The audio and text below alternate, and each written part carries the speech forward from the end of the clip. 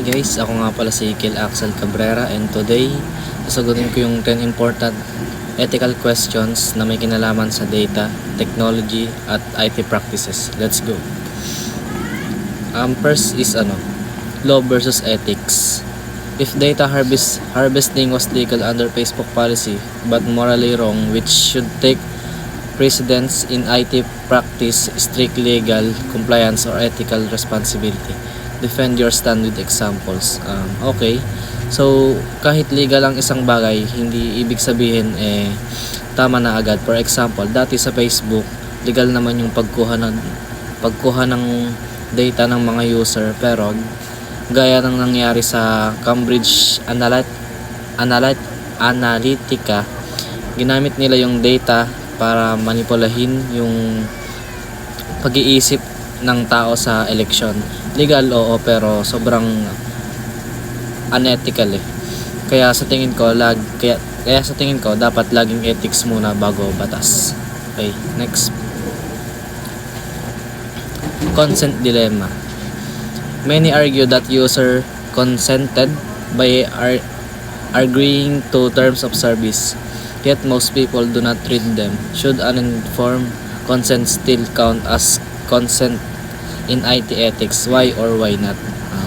Yung consent na hindi malinaw, para sa akin hindi dapat valid. Sino ba talaga nagbabasa ng terms and condition, 'di ba? Sadyang ginagawa nilang mahirap intindihin. So kung hindi alam ng user kung anong pinapasok nila, parang pinipilit na rin nila. In a way, ethical consent dapat malinaw, simple at transparent. Okay, next po. Democracy and manipulation. If personal data is used to influence elections, should that be treated as a crime against democracy? Should it be punished more severely than ordinary data misuse? Why? Para sa akin, grabe talaga to. Kapag ginamit ang personal data para i-influence ang election, sobrang serious na yun. Hindi lang siya basta invasion of privacy. Pinakialaman mo na yung desisyon ng mga tao. Dapat ituring na crime yon kasi sinisira niya yung tiwalang demokratikong proseso. Okay, next po. Responsibility of IT professionals. Imagine you are a software engineer who discovered that your employer is misusing data but not breaking any laws. Do you have a moral duty to act? Even if it risks your career? Explain your reasoning. Kung ako yung IT professional na nakakita ng unethical data practices, kahit legal pa yan, di ko kayang manahimik lang. Minsan kailangan mo talagang magsalita. Kahit risky, katulad ni Snowden o Frances Haugen, nag-whistleblow sila kasi mas importante yung truth kaysa sa trabaho. Dapat ganun mindset natin. Unahin yung greater good. Okay, next. Tech giants' power. Companies like Facebook hold more data than many governments. Should they be regulated as public utilities like electricity or water to ensure accountability, or should they remain private enterprises? Why? Feeling ko yung mga tech companies like Facebook, sobrang laki na ng power nila. Parang government na rin minsan Kaya dapat may regulation din sila. Parang public utility. Hindi pwedeng hayaan lang sila na mawalang oversight kasi billions ang naapektuhan ng desisyon nila araw-araw. Okay, next po. Global versus local laws. The Cambridge Analytica scandal was global but laws differ by country.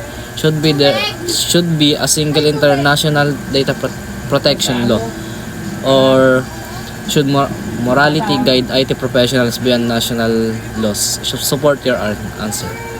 Since global ang internet at data, dapat global standards din, kasi kung local laws lang, madaling takasan o lusutan.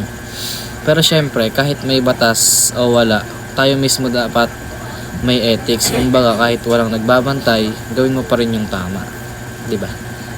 Okay, next. Number 7. AI and predictive analytics.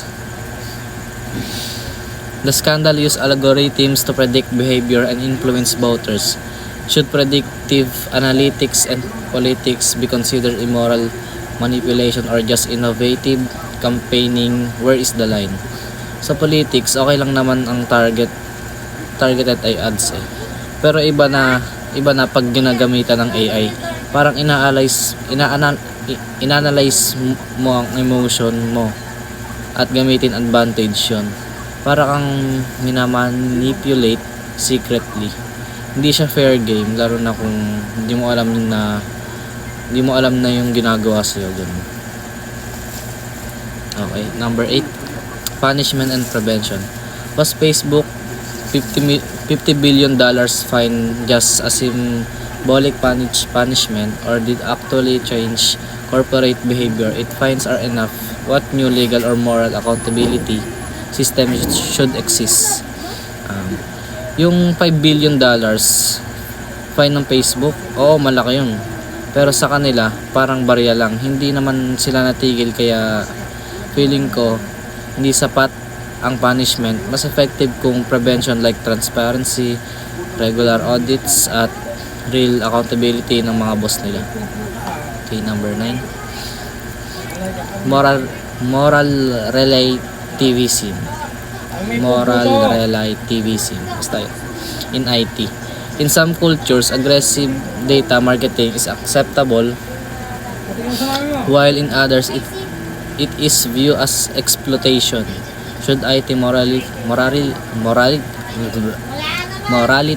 be universal or culturally relative? Defend your position. Hindi porket ibang bansa okay na yung unethical ng data practices. Dapat may universal values pa rin. Respect, consent, fairness. Hindi pwedeng yung kultura namin okay lang to. Lahat ng tao may right sa privacy at fair treatment. Lastly, number 10. With AI, big data and social media evolving, what future IT practice do you think will be legal but morally dangerous, like Cambridge Analytica was in 2016? How should society prepare? Isa sa mga possible dangers sa future ay yung emotion recognition AI. Ginagamit na raw to sa hiring, schools, pati police. Pero paano kung mali ang basa ng AI, di ba? Baka ma-judge ka lang ng facial expression mo. Hindi siya accurate at pwedeng maging bias, kasi kailangan natin i-regulate yan ngayon pa lang. So, ayun lang po. Thank you sa pakikinig. Mahirap at malawak talaga tong topic na ethics sa tech. Pero kung hindi natin to pag-uusapan ngayon, baka mas lalo lumala pa to in the future. Kaya importanteng maging aware tayo, lalo na sa tayong mga future IT professionals. Ayun na po. Thank you.